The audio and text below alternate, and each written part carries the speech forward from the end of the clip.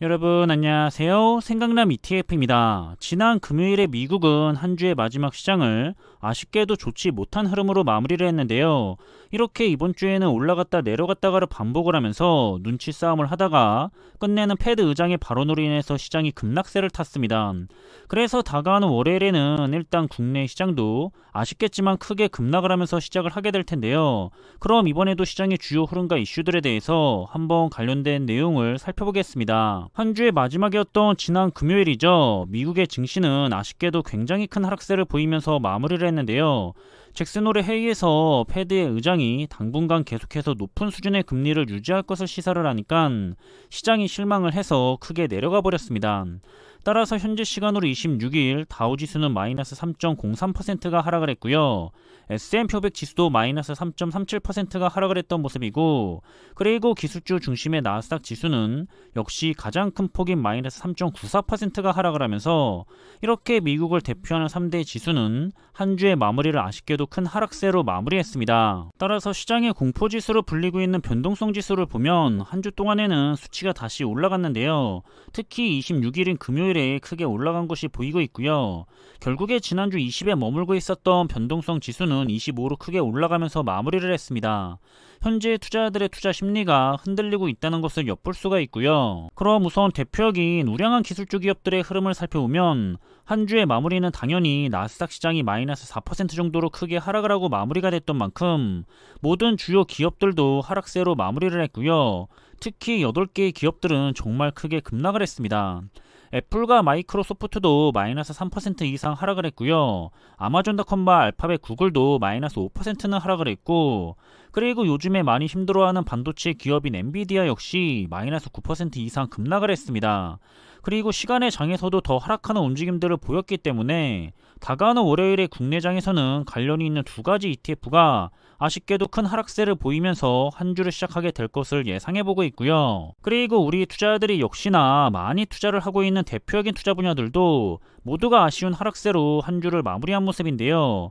일단 지수 ETF는 당연히 크게 하락을 했고요. 반도체 테마를 대표하고 있는 주요 ETF들도 마이너스 6%에 가깝게 크게 급락을 했고, 자율주행 테마의 ETF도 마이너스 4% 정도 하락한 모습입니다.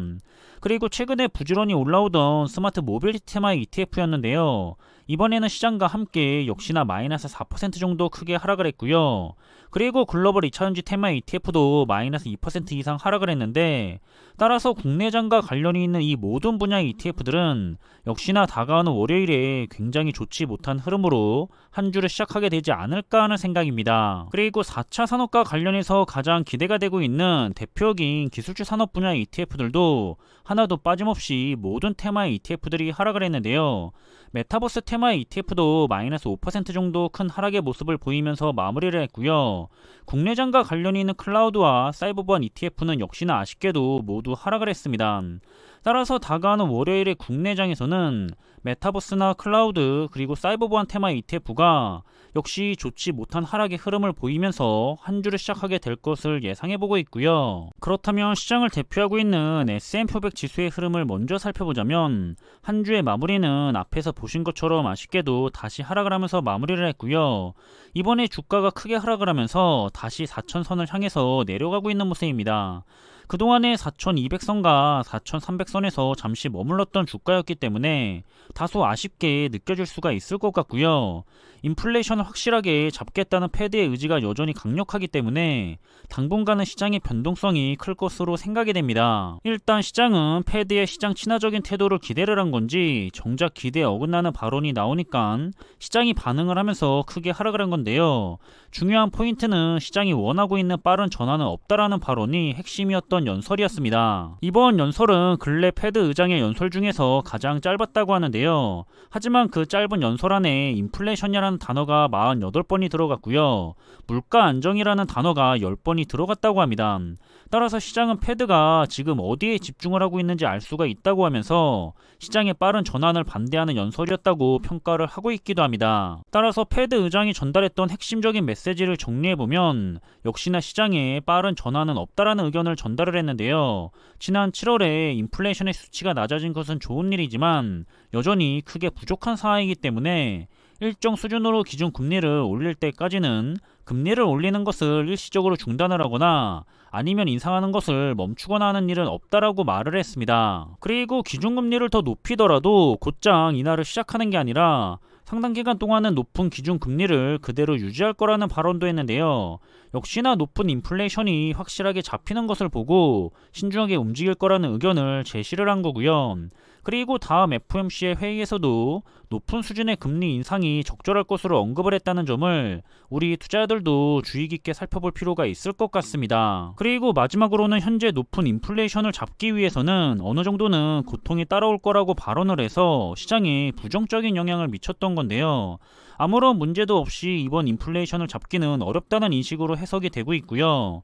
따라서 투자자들의 투자 심리를 지난 금요일 밤에 불안하게 만들었다고 보시면 될 것 같습니다. 하지만 저는 개인적으로는 지난 금요일에 시장이 너무 민감하게 반응을 한 것은 아닐까 하는 생각을 하고 있는데요. 최근에 시장이 크게 반등을 하면서 긍정적인 전망들을 많이 내놔서 그랬던 거지, 패드는 그동안에도 꾸준하게 높은 인플레이션을 잡기 위해서는 무슨 짓이라도 할 거라고 했었고요. 심지어 경기 침체로 받는 피해보다 높은 인플레이션으로 인한 피해가 더 크다고 생각하기 때문에 경기가 침체로 가더라도 인플레이션을 잡기 위해서 더 집중할 거라고 그동안 계속해서 언급을 해왔었습니다. 그래서 저와 비슷한 의견을 내고 있는 입장도 있는데요. 지금 시장이 패드 의장의 발언을 매파적으로 보고 있는데 그렇지 않다는 거고요.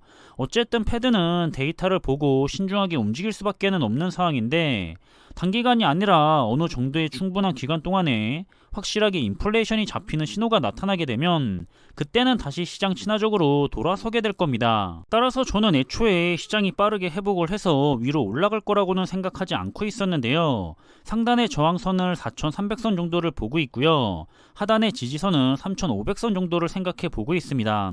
따라서 내년까지는 그냥 박스권 횡보를 좀 오랫동안 했으면 좋겠다고 생각을 하고 있고요. 그동안에 부지런히 좋은 자산을 모으려는 노력을 최대한 하려고 마음먹고 있습니다. 그리고 현재의 주가는 평균적이거나 평균보다는 살짝 더 높은 상태를 보이고 있다고 생각을 하는데요. 그래서 주가는 괜찮은 정도라고 보고 있고요. 다만 높은 인플레이션이나 경기 침체, 러시아의 끝나지 않는 전쟁, 그리고 높은 환율 등 시장을 위협하는 요소들이 많이 있기 때문에 빠른 시간 안에 대세 상승장이 올 거라는 기대는 하지 않는 편입니다. 그저 지금과 같은 시기에 우량 자산을 많이 모아두게 되면 반드시 큰 성과를 돌려받았다는 과거의 흐름은 이번에도 다르지 않을 거라는 생각으로 투자를 하고 있고요. 마지막으로는 앞서 전달한 것처럼 일단 다가오는 월요일에는 국내 시장도 크게 하락을 할 텐데요. 하지만 너무 단기적인 흐름에 대해서 많은 신경을 쓰면서 흔들리지 마시고요. 우리는 적리식 투자자가 대부분인데다가 장기적으로 투자를 해야지만 좋은 성과를 가져갈 수가 있기 때문에 역시 장기적인 관점으로 투자를 진행하셨으면 좋겠다는 생각입니다. 그럼 이번에 준비한 내용은 여기서 마무리하겠고요. 남은 주말의 시간도 즐거운 시간으로 잘 보내시면서 마무리하시길 바라겠습니다. 항상 준비한 내용들이 여러분들과 함께 투자하는 데 있어서 많은 참고가 될 수 있는 그런 좋은 영상이 되기를 바라고 있고요. 심리적으로도 그리고 좋은 정보로도 도움이 되었으면 좋겠습니다. 그럼 영상이 도움이 되셨다면 구독과 좋아요 부탁드리고요. 저는 다음에 더 좋은 정보들로 찾아뵙겠습니다. 감사합니다.